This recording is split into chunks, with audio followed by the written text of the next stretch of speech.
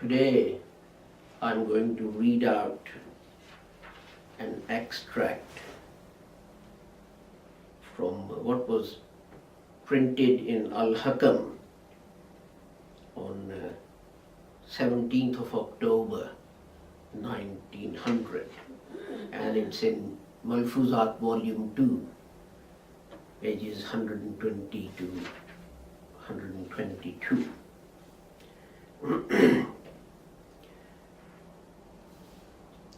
Hazrat Mirza Sahib says,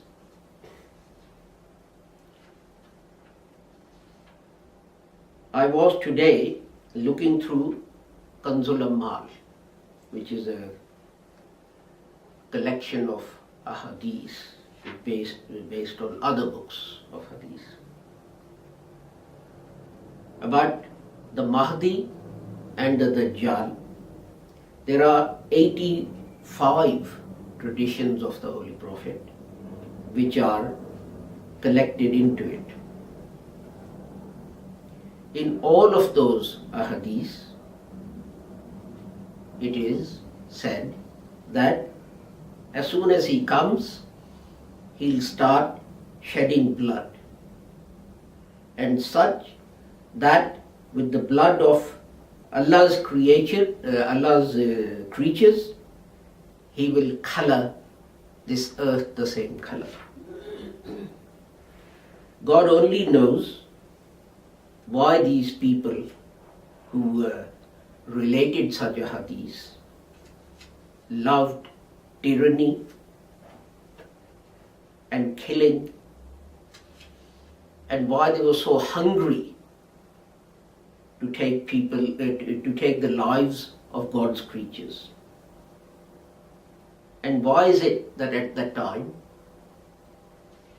their brains had become so thick that they could not understand that this is against the principles of propagation and principles of being a divine appointee, that such a person comes down and without actually completing his argument on them to establish his truth, starts wielding the sword to kill them.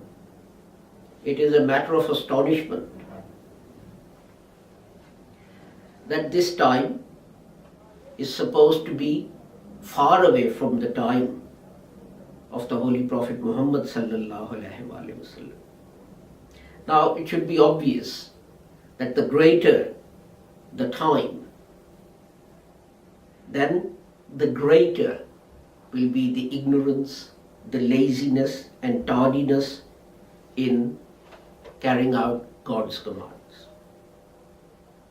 The reformer of the last age and the Ma'mur is declared to be the person who simply comes and starts using the sword and does not utter one word of argument from his tongue. What kind of a reformer is he? He is just a bloodthirsty troublemaker. And I'm sorry that this collection of ahadith is full of such contradictions, and it's full of such nonsense. But even so, these people's wisdom could not see this nonsense and contradictions.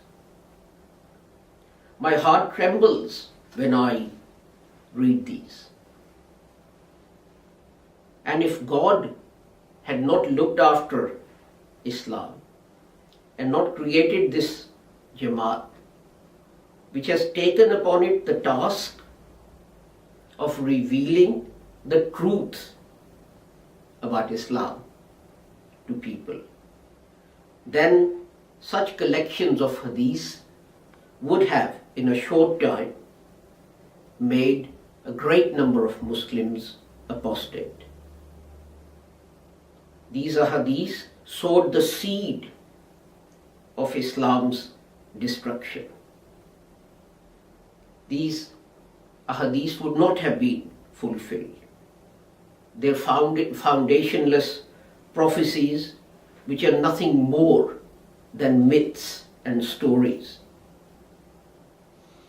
which for the coming generations after a while would have remained unfulfilled and would have raised doubt that Islam too, like other religions based on myths and stories, is a religion without any rational argument.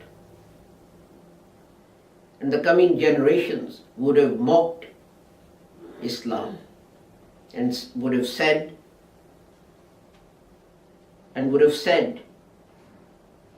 openly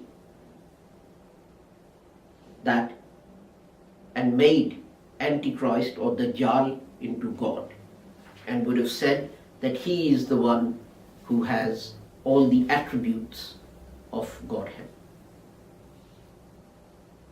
If we did not have the Holy Quran, and if these collections of ahadith were the basis of our faith and belief, we would have been so embarrassed and ashamed that we would not be able to show our face to other people. When I reflected upon the word Quran, then it was revealed to me that in just this world there is a great prophecy, and that is that this is the only book that is worth reading. And a time will come when there will be many books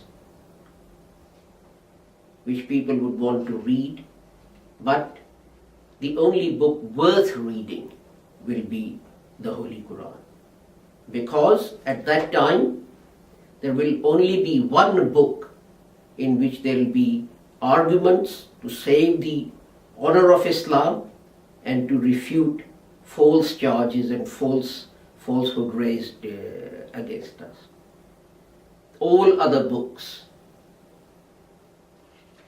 could be left to one side.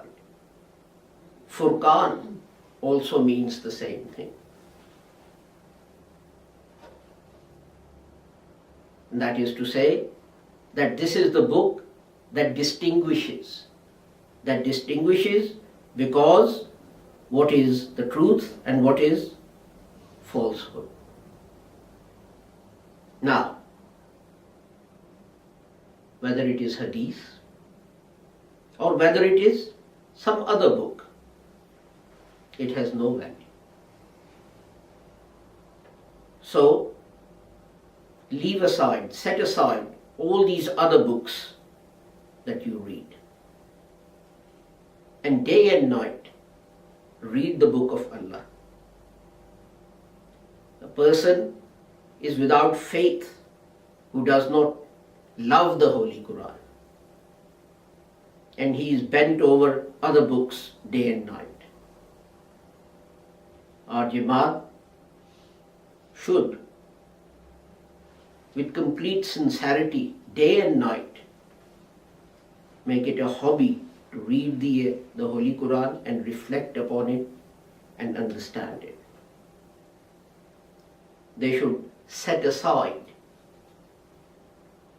using hadith and reading hadith.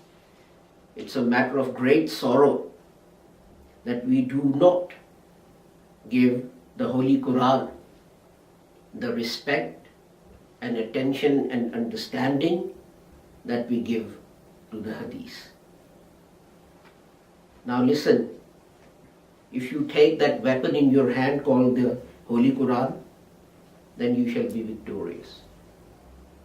For the light that it has in it, that is the only light that can remove all the darkness that pervades this universe. This was a principle that Hazrat Masih Maud established, and that was, and we see this in ordinary life as well, that first you look at the Holy Quran before you look at anything else. Before Hazrat Sahib came, the situation was reversed.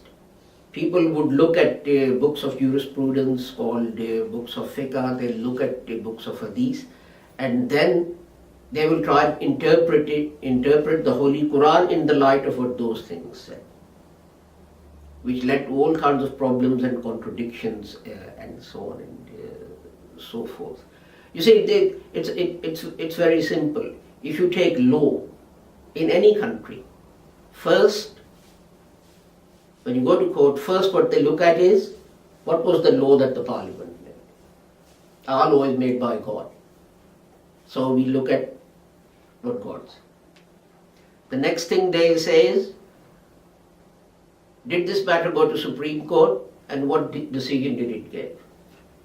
And we say, was it a problem presented to the Holy Prophet Muhammad, which is not covered by the Holy Quran? What did he say about it? And then if Supreme Court hadn't decided anything, then the court says, okay, let's look at expert evidence. What do experts say about it?